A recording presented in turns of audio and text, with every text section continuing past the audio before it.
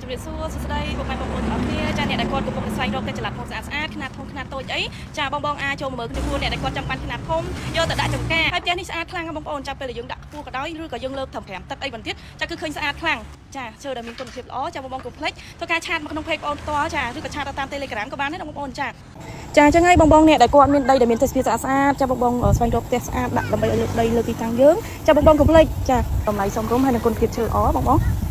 ហើយតែនេះដែរបងប្អូនចាមើលកាន់តែយូរគឺកាន់តែស្អាតចាំមិនចាតានីពុកម៉ែបងប្អូនអ្នកដែលគាត់ចាដាក់ចិត្តដាក់កាយចង់កំងផ្ទះចល័តបងមកគឺដឹងតែអត់ខកបំណងណាបងចាដោយសារផ្ទះនេះគឺស្អាតខ្លាំងណាបងប្អូនចា